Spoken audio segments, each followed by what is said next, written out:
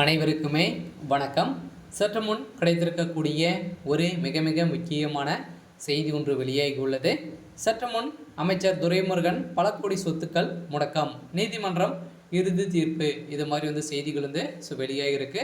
ஏற்கனவே திமுகவை சேர்ந்த அமைச்சர்கள் பார்த்தீங்கன்னா இது வரைக்கும் 12-13 அமைச்சர்கள் சொத்து குவிப்பு வழக்கில் சிக்கியிருக்காங்க. இந்த 12-13 அமைச்சர்களும் பார்த்தீங்கன்னா கூடிய விரைவில் சிறையில் அடைக்கப்படுவார்கள் அப்படின்ற மாதிரி தான் பார்த்தீங்கன்னா இப்போ பேசப்பட்டு வருகின்ற நிலையில் தான் இப்போ சொத்து குவிப்பு வழக்கில் வசமாக சிக்கிய அமைச்சர் துரைமுருகன் அவருடைய வீடுகளிலும் சம்மந்தப்பட்ட அனைத்து இடங்களிலும் பார்த்தீங்கன்னா இப்போ அமலாக்கத்துறை பார்த்தீங்கன்னா ரெய்டுகள் நடத்தியிருந்தாங்க. இந்த ரெய்டில் பார்த்தீங்கன்னா ஏலகிரியில் உள்ள பண்ணை வீட்டில் பார்த்தீங்கன்னா 11 இடங்களில் போலீஸார் நடத்திய சோதனையில் பல்வேறு சாவணங்களை கிடைத்த சம்பவம் தான் இப்போ பார்த்தீங்கன்னா பறிமுதல் செய்து அந்த சொத்து மதிப்புகள் அனைத்துமே பல கோடி சொத்துக்கள் மதிப்புகளை பார்த்தீங்கன்னா இப்போ நீதிமன்றத்தில் பார்த்தீங்கன்னா கொடுத்து இப்போ அவருடைய சொத்துக்களை அனைத்துமே முடக்க போகிறதாக ஒரு பரபரப்பான செய்தி வழியாகி வருகின்ற நிலையை தான் பார்த்தீங்கன்னா இப்போ தமிழகத்தில் சொத்து குவிப்பு வழக்கிலே சிக்கிய அமைச்சர்கள் அனைவருமே பெரும் கதிகளையும் போய் இருக்காங்க. இதை பற்றி தான் இந்த வீடியோவில் நம்ம முழுமையாக பார்க்க போகிறோம். அதுக்கு முன்னாடி நம்ம சேனலுக்கு இப்போ தான் நீங்கள் முதல் முறையாக வந்திருக்கீங்க அப்படின்னா மறக்காமல் நம்மளுடைய சேனலை சப்ஸ்கிரைப் பண்ணிக்கோங்க. வாங்க வீடியோக்குள்ளே போகலாம். அமைச்சர் துரைமுருகன் அவர்கள் பார்த்தீங்கன்னா ஏற்கனவே பார்த்தீங்கன்னா மணல் கொள்ளை நிறைய விஷயத்தில் பார்த்தீங்கன்னா வசமாக சிக்கியிருக்கார் இல்லையா. 60,000 கோடி ஊழலில் பார்த்தீங்கன்னா ஏற்கனவே மணல் கொள்ளையில் சிக்கியிருந்தார். இதை தொடர்ந்து அமைச்சர் துரைமுருகன் அவர்களும் பார்த்தீங்கன்னா ஏற்கனவே கடந்த 2011 ஆண்டு காலத்தில் அளவுக்கு அதிகமாக பார்த்தீங்கன்னா சொத்து சேர்த்ததாக வேலூர் லஞ்ச ஒழிப்பு பிரிவு போலீஸார் பார்த்தீங்கன்னா ஒரு மீது வழக்கு பதிவு செய்திருந்தனர்.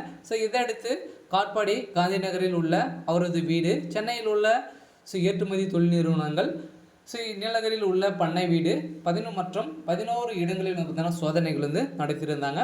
இந்த சோதனையின் அடிப்படையில் பார்த்தீங்கன்னா பல்வேறு இடங்களில் கிடைத்த நிறைய ஆவணங்கள் கிடைத்திருக்கும் நிலையில் தான் அவருடைய வழக்கில் சோதனையாக வருகின்ற டிசம்பர் 21ஆம் தேதி பார்த்தீங்கன்னா நேரில் ஆஜராகணும் அப்படின்ற மாதிரி தான் நீதிமன்றம் போட்ட தீர்ப்பால் பார்த்தீங்கன்னா இப்போ அமைச்சர் துரைமுருகன் மீதான சொத்து குவிப்பு வழக்கை வருகின்ற 21ஆம் தேதிக்கு பார்த்தீங்கன்னா ஒத்தி வச்சிருக்காங்க. இதை அடிப்படையில் நீதிபதி சிவகாசம் தள்ளி வைத்திருக்கும் நிலையில் அதே சமயம் அன்றைய தினம் துரைமுருகன் நேரில் கன்ஃபார்மாக பார்த்தீங்கன்னா ஆஜராகணும் அப்படின்ற மாதிரி தான் சொல்லி வருகின்ற நிலையில் தான் இதன் அடிப்படையில் பார்த்தீங்கன்னா அவருடைய சொத்துக்கள் சட்டத்துக்கு விரோதமாக இருந்து வருவதாக செய்தி வெளியாகி வருகின்ற நிலையில் தான் அவருடைய சொத்துக்கள் அனைத்துமே பல கோடி சொத்துக்களை முடக்க போகிறதாக நீதிமன்றம் தீர்ப்பு வழங்கியிருக்காங்க.